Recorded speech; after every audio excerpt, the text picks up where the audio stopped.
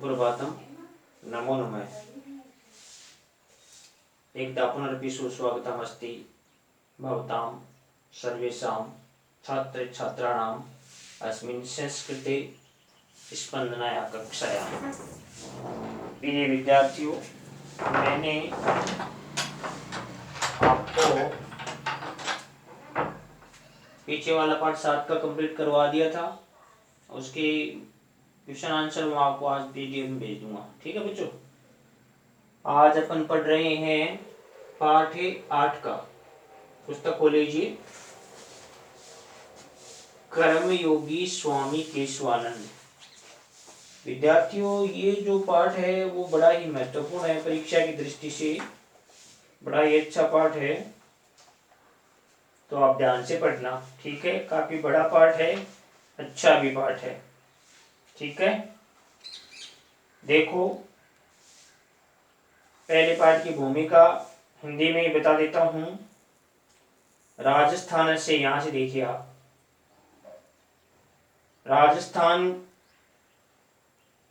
की जो रत्नों को जन्म देने वाली जो भूमि है, वसुंधरा है, वो यहाँ के वीरों की, धैर्यशाली लोगों की, लोक देवताओं की, भक्तों की, योगियों की, तपस्वियों की, सतियों की और उनकी संतान की जो है खनी है। खनी रस्ती का मतलब उत्पन्न करने वाली, इन सभी को पैदा करने वाली है ना।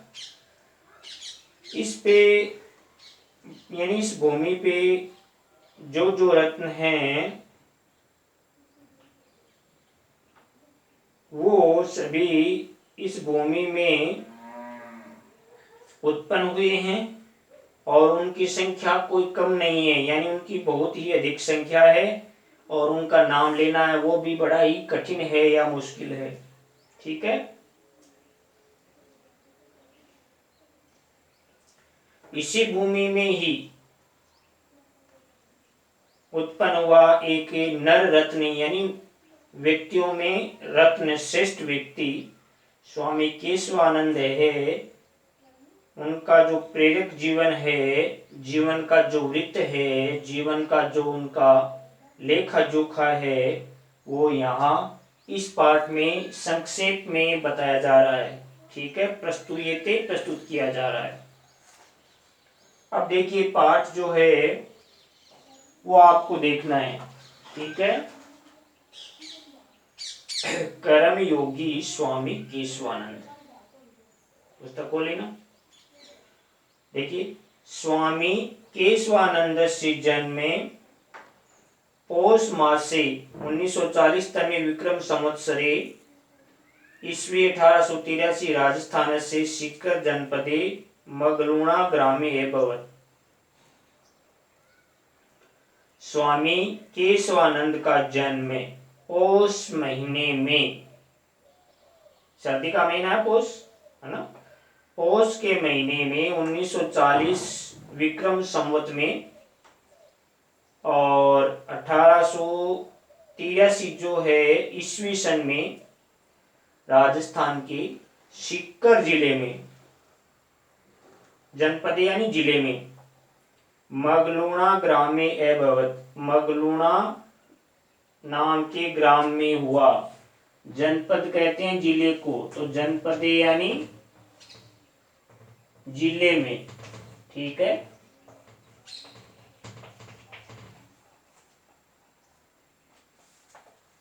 स्वामी केशवानंद का जन्म है वो पौष महीने में 1940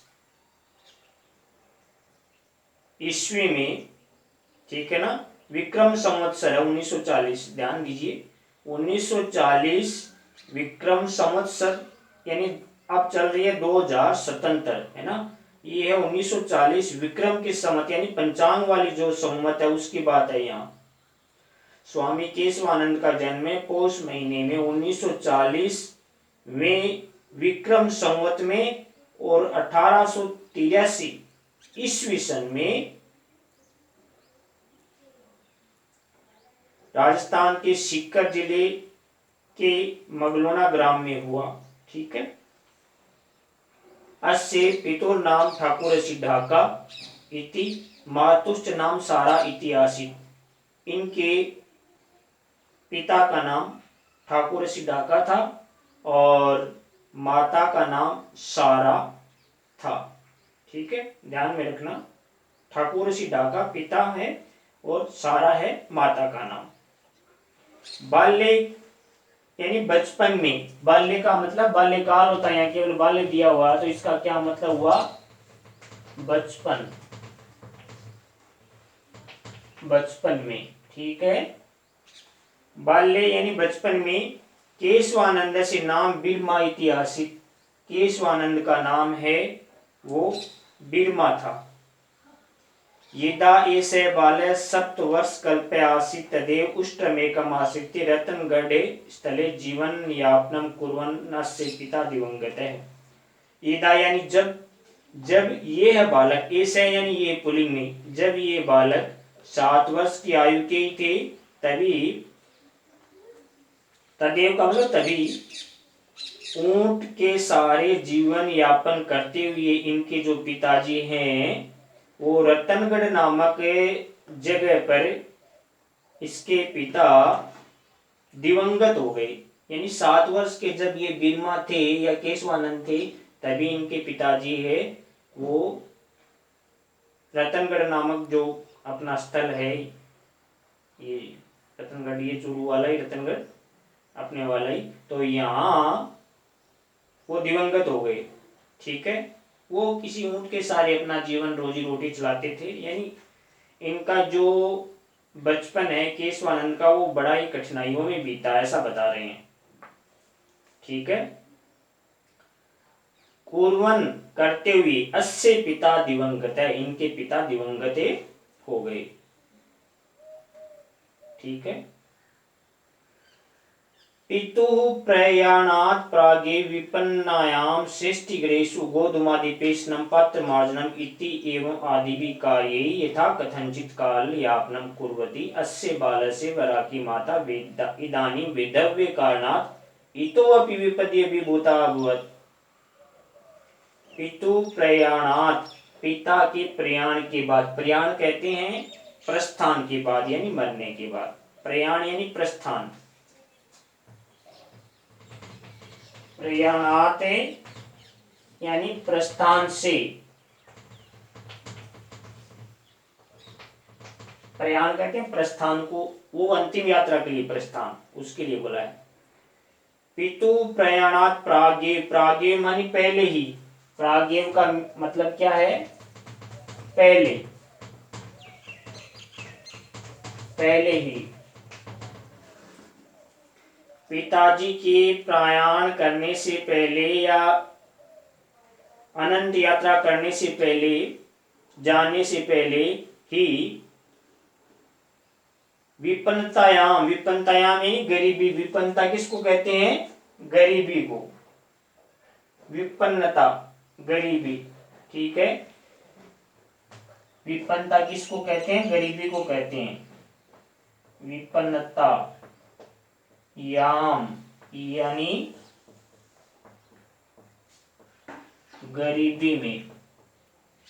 ठीक है, विपन्नतायाम का अर्थ है गरीबी में, यानी पिता के प्रयाण करने से पहले ही गरीबी में ये जो बालक बिरमा है उसकी माता श्रेष्ठिगृहेषु यानी सेठों के घर में, श्रेष्ठिगृहेषु यानी सेठों के घर में, है ना, बेचारी माता, वराकी यानी बेचारी, वराकी यानी बेचारी माता है वो इस समय में विधवा हो जाने के कारण से इससे भी ज्यादा और अत्यधिक विपत्तियों में घिर गई। यानी बचपन में जब ये बालक छोड़ा तभी इनकी माता है वो विधवा हो गई। ठीक है, विधवा के कारण से इनका जीवन और भी दुखी बीता, कष्टकारी हुआ। पिता के प्रयाण से पहले ही चले जाने से पहले ही दुखी गरीबी के कारण से इनकी जो माता है बालक की, वो सेठ आदि लोगों के घर में गेहूं आदि चक्की पीसने का काम, पात्र मार्जनम यानी बर्तन साफ करने का काम इत्यादि जो काम है वो करके कैसे जैसे अपना जीवन बिताती। और इस समय में बालक की माता विधवा हो जाने के कारण से और भी कठिनाइयों में घिर गई।